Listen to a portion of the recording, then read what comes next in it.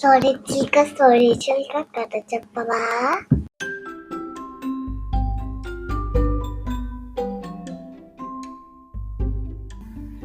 అనగనగనగనగా ఒక ఊరుంది.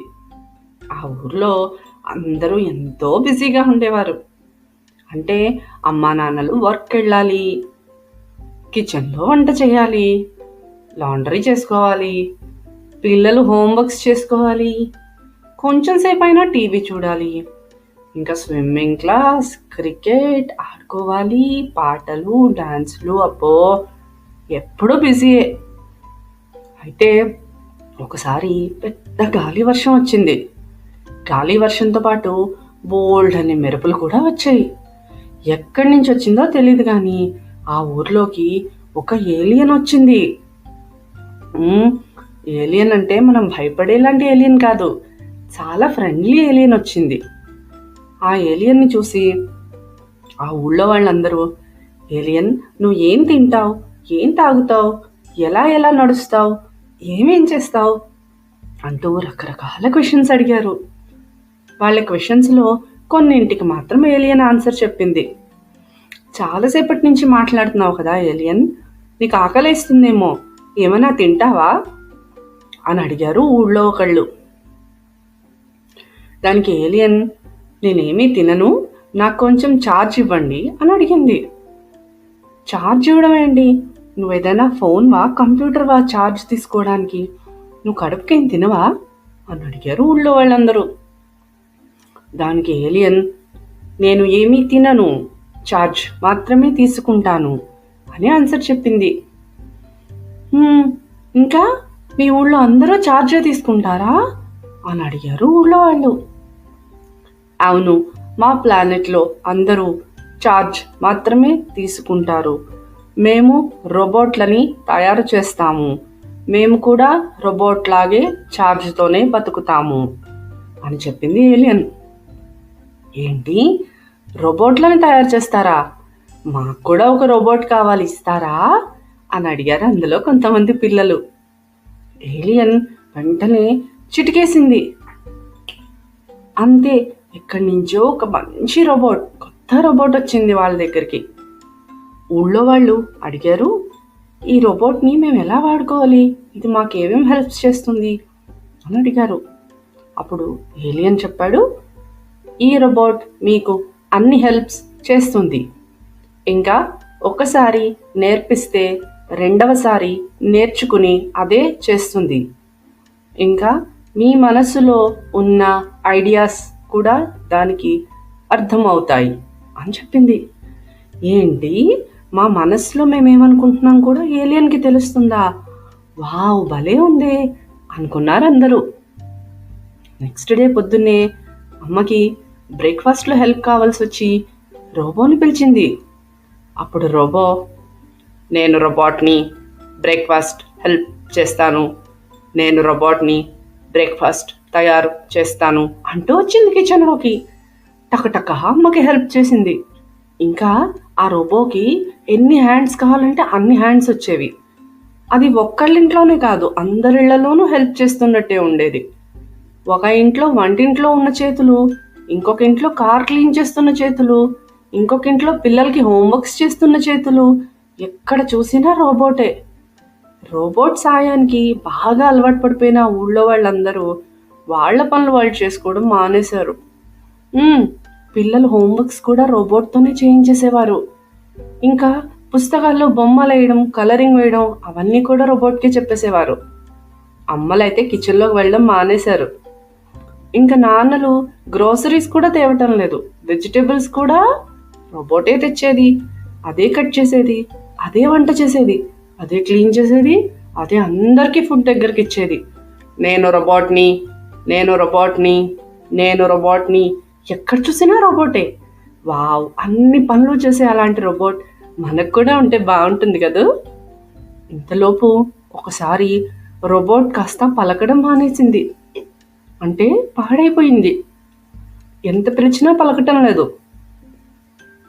ఊళ్ళో వాళ్ళు రోబోట్ని పిలిచారు, తిట్టారు, బ్రతిమలాడారు, శుభ్రంగా క్లీన్ చేశారు.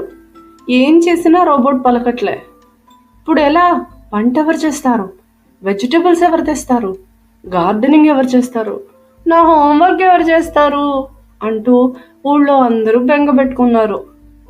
అంతలోపు ఎవరో రోబోట్ పైన రాసున్న విషయాన్ని చదివారు. ఏం రాస్తుందో తెలుసా? ఈ రోబోట్ ఎప్పుడైనా పాడైతే ఈ నెంబర్కి మెయిల్ చేయండి అని రాస్తుంది. వెంటనే ఆ నెంబర్కి ఈమెయిల్ పంపించారు. ఈ రోబోట్ వర్క్ చేయట్లేదు, ప్లీజ్ హెల్ప్ అని. మెయిల్ పంపించిన 1 గంటలోపు అంతకు ముందర వచ్చిన ఏలియన్ మళ్ళీ వచ్చాడు. మీ రోబోట్ ఓవర్గా హీట్ అయింది, నేను బాగు చేస్తాను అన్నాడు. అమ్మయ్య, ఇంకో 10 minutesలో బాగు చేసేస్తాడు, అన్ని పనులు అదే చేస్తుంది అంటూ ఊళ్ళో వాళ్ళందరూ వెయిట్ చేస్తుంటే ఏలియన్ ఏం చెప్పాడో తెలుసా? ఈ రోబోట్ బాగు చేయడానికి 4 days అవుతుంది అన్నాడు. 4 days? 4 days హోంవర్క్ చేయకపోతే మా మేడం కొడతారు అన్నాడు బంటుగాడు. 4 days ఏం తినాలి ఆలోచించింది మమ్మీ. 4 days అంటూ అందరూ డల్ అయిపోయారు. ఇంతలోపు అందరికీ ఆకలిస్తుంటే అమ్మలందరూ నెమ్మదిగా కిచెన్లోకి వెళ్ళి వంట చేయడం స్టార్ట్ చేశారు. ఫస్ట్ కొంచెం ఇబ్బందిగానే అనిపించినా చకచకా వంట చేయగలిగారు అమ్మలందరూ. నాన్నలు అమ్మలకి హెల్ప్ చేస్తూ కావలసిన కూరలన్నీ తీసుకొచ్చారు. ఇంకా పిల్లలకి బోర్ కొడుతుంటే 4-5 ఒక గదిలో కూర్చుని చిన్న చిన్నగా బొమ్మలు వేయడం స్టార్ట్ చేశారు. వాళ్ళు అంత మంచి బొమ్మలు వేయగలరని వాళ్ళు కూడా మర్చిపోయారు. ఆ బొమ్మల్ని చూస్తూ కబుర్లు చెప్పుకుంటూ అందరూ కలిసి భోంచేశారు ఆ రోజు. ఇది బాగుందనిపించింది ఊళ్ళో అందరికీ. నెమ్మదిగా ఎవరింట్లో వాళ్ళు వండుకోవడం, ఎవరి పనులు వాళ్ళు చేసుకోవడం, మళ్ళీ అందరూ బిజీగా అవ్వడం జరిగింది.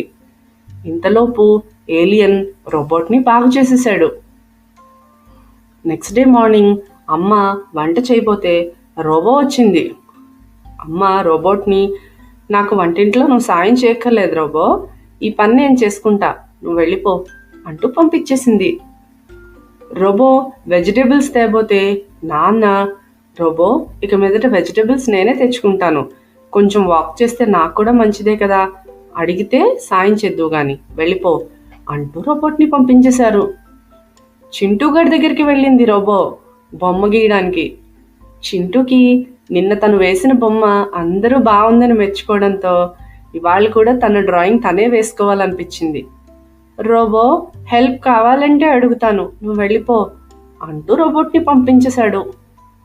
ఎవ్వరూ రోబోట్ హెల్ప్ తీసుకోవటం లేదే. ఏలియన్ అడిగాడు, ఇంకా మీకు ఈ రోబోట్ అక్కర్లేదంటే నేను దీనిని తీసుకువెళ్ళిపోతాను అన్నాడు. కానీ వాళ్ళందరికీ రోబోట్ ఒక మంచి ఫ్రెండ్ కదా, ఎలా పంపించేస్తారు? అప్పుడు ఏం చేశారో తెలుసా? వాళ్ళు ఏలియన్ని హెల్ప్ అడిగారు. ఏలియన్, మాకు ఈ రోబోట్ మాతోనే ఉండాలనుంది, కానీ మా రెగ్యులర్ పనులన్నీ మేమే చేసుకుంటాం, ఏదో ఒకలాగా నువ్వే మేనేజ్ చేయి అని అడిగారు. అప్పుడు ఏలియన్ చెప్పాడు, ఓకే, మీ అందరి కోసం ఒక మంచి గార్డెన్ కట్టిస్తాను, ఆ గార్డెన్లో పనులన్నీ రోబో చేస్తుంది, ఇంకా మీకు ఎప్పుడు ఏ హెల్ప్ కావాలన్నా మీరు రోబోని పిలవచ్చు అని చెప్పాడు ఏలియన్. ఈ ఐడియా అందరికీ నచ్చింది. చకచకా మంచి ప్లేస్ చూసి పెద్ద గార్డెన్ కట్టేశారు అక్కడ. రోబో ఆ గార్డెన్లో కొత్త కొత్త మొక్కల్ని పెంచడం, క్లీన్ చేయడం, చక్కగా ఉంచడం, ఆ పనులన్నీ చేసేది. ఇంకా గార్డెన్కి వచ్చిన పిల్లల్ని ఆడించేది, వాళ్ళ అమ్మా నాన్నలకు కావాల్సినవన్నీ చూసేది. బట్ రోబో ఎప్పుడు గార్డెన్లోనే ఉండేది. ఇంకా ఎవరి పనులు వాళ్ళు చేసుకునేవారు. సండేస్ వస్తే ఊళ్ళో వాళ్ళందరూ ఆ గార్డెన్కి వచ్చేసేవారు. అందరూ కలిసి భోంచేసేవారు, అందరూ కబుర్లు చెప్పుకునేవారు, అందరిలో రోబోని కూడా ఒకటిగా చూసేవారు. బాగుంది కదా పిల్లలు? ఎవరైనా మన పని చేస్తే బాగుంటుందనే అనిపిస్తుంది, కానీ రోజు వాళ్ళే చేస్తే మనకి చేయడానికి పనే ఉండదు. మీకు కూడా ఒక మంచి రోబోట్ దొరికితే బాగుంటుందనిపిస్తోందా? స్టోరీ కంచికి చిలక ఇంటికి. హలో గాయ్స్, మీకు ఈ కథ నచ్చితే లైక్ చేయండి, షేర్ చేయండి.